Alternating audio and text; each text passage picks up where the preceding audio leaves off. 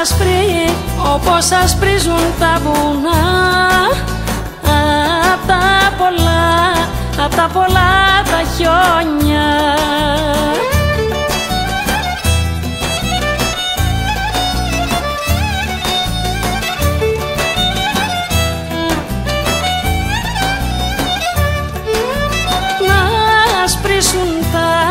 Να ασπρίσουν τα μαλάκια σας απ' τα πολλά τα χρόνια.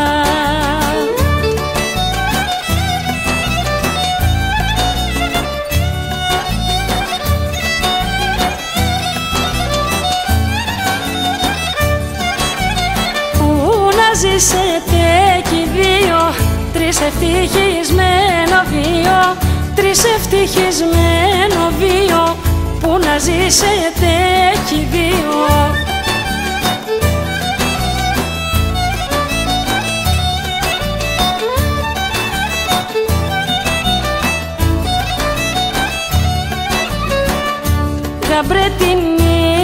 Γαμπρέτινη φη να αγαπάς, να μην την εμαλώνεις.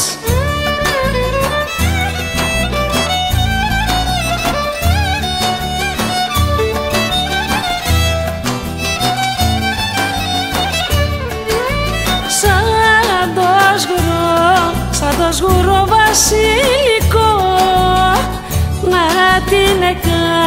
να την εκαμαρώνεις.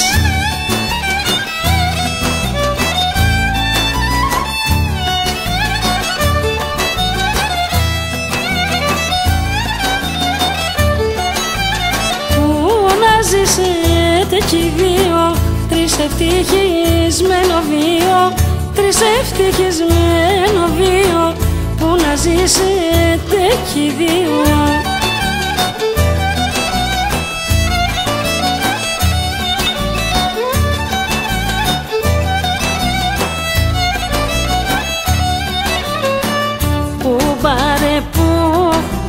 Που στεφανώσες τα δυο τα κυπαρίσια.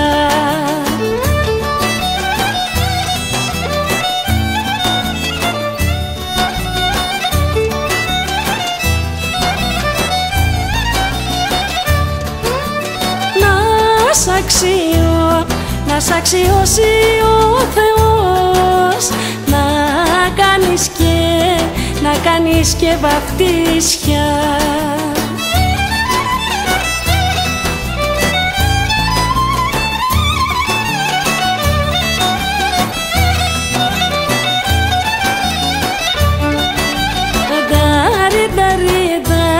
Ντάρι, να μαζίσει το ζευγάρι. Το χαρακτηριστικότερο δημιούργημα της κυκλαδικής τέχνης κατά την εποχή του χαλκού είναι τα μαρμάρινα ειδόλια. Τα περισσότερα παριστάνουν γυμνές γυναίκες, λίγα άντρες μουσικούς, πολεμιστές ή κυνηγούς. Οι μορφές είναι έντονα σχηματοποιημένες, με λίγες αλλά χαρακτηριστικές λεπτομέρειες για την αναγνώριση του φύλου.